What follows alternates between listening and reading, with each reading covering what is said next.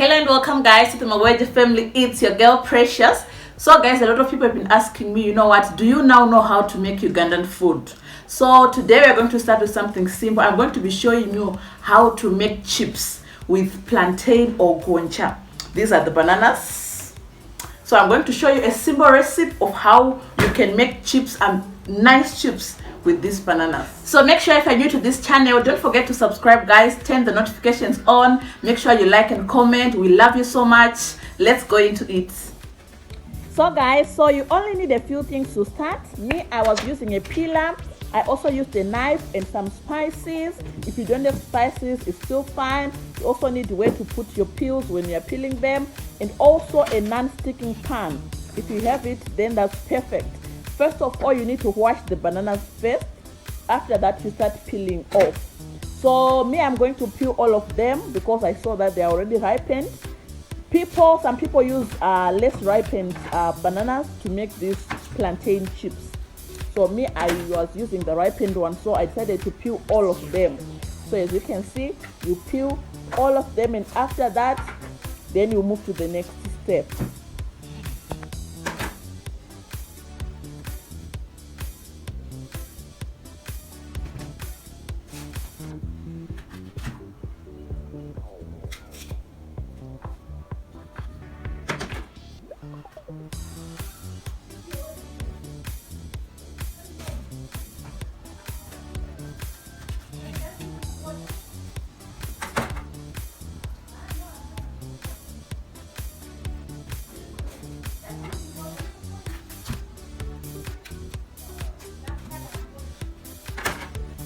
Yeah, as you can see, I'm only left with one banana that I'm about to peel.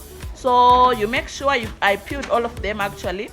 Then after that, we are about to go into the cutting process.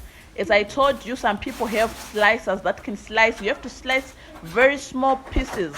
But for me, I don't have a slicer, so I'm going to be using a peeler. I hope it will work out. So as you can see, all my bananas are peeled. We are about to start right away. So I tried using that part that is sharp to peel. At first it was working. I was using it and cutting it, but later on I discovered that it's going to take me hours to peel those bananas. So I decided, I'm going to do with a knife. You can actually slice with a knife as well. You just have to make sure you slice very small pieces such that they'll fry and they'll be crispy a bit.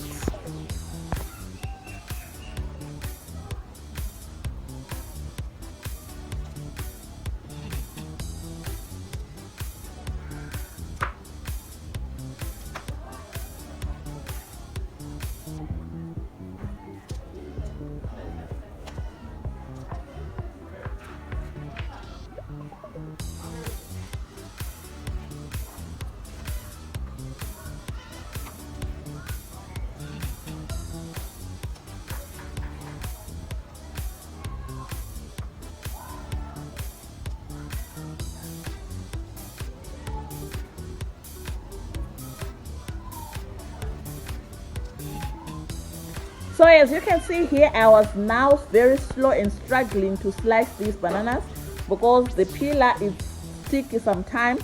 So I saw that I was going to spend the whole day here slicing these few bananas. So I ended up changing and using a knife. But with a knife, you have to be precise because you may end up cutting big pieces. So we need to slice them as small as possible. So it was actually working. So I used the knife and started slicing. The goal is I need to slice all of them. And the other thing is, it's not a must to slice them this way. You can slice them in any way that you need. You can slice the bananas in any shape that you want. It can still work fine. Remember, we need to make very nice crispy plantain chips.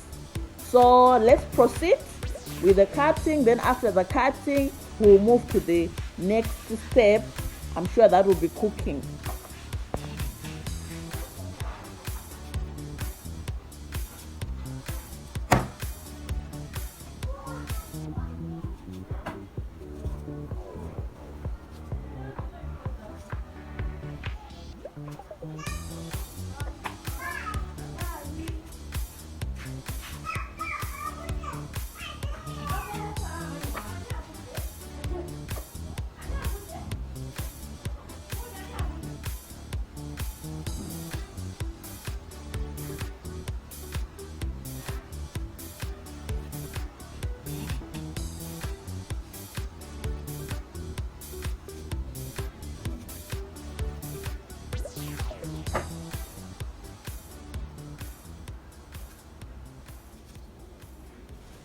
Actually, I realized that there were too many, so I was just going to make the first batch, then we start the cooking. So I sliced almost all of them and I remained with like 3. So let me show you the results. Now we are done with our slicing. These are the sliced bananas. As you can see, they're looking appetizing, they're looking great. So we are about to start frying them now. So I made sure that my pan was already with cooking oil boiling, because you need to make sure that your cooking oil has boiled so well. So I have some spices here. I'm sure I'm just going to choose one from these spices. I might use only cheap spice, maybe for the final result when I'm done frying them. So my pan was already with cooking oil. It was on gas, and the cooking oil was boiling. So it's important to make sure that your cooking oil has boiled so well before adding your your sliced plantain. So my cooking oil had boiled so well. So right now I'm about to add. So people make them in different ways actually. Some people want them so gold, some people want them brownish, some people want them just, you know, as clean as possible. So I made 3 different types. This was the first part where you need them to be a bit gold.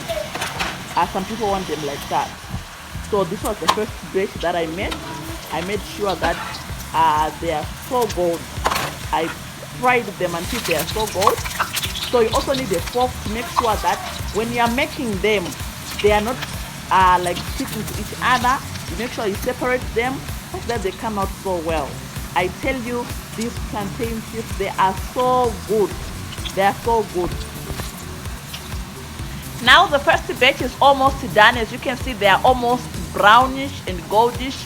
That's how other people make them. Now this is the second batch that I'm making. These ones, I want them to be as crispy as possible, and I don't want them to lose like their color that you're seeing here. I want them to be like crisp as possible. So we are now on the second batch. As you can see, I tell you, I can't wait to test the final result, because they are so great, easy to make, and they are sweet as well. So after this batch, I made another one that you can see here. I made another batch. As you can see here, the ones I sliced, they are done already. So this was our last batch. You have to make sure you keep on, like, you know what, separating them such that they come so crispy. And these ones, I wanted them to maintain their color, so I made sure I was frying them in low heat. Ta-da! As you can see, we have now three types. Actually, the first one was the gold one that I told you about. The second one, they're a bit goldish, but the other one, they retained the color. Trust me, they are so good. They are so nice and sweet. So make sure you try. If you have your plantains, make sure you try. This recipe is so good. So this was the final result, and I was about to enjoy. So I added the spice. I ended up using only cheap spice. I just sprinkled it a bit all over them. Then I took. Thank you so much, guys. Make sure you subscribe to our channel. Make sure you turn your notification on and like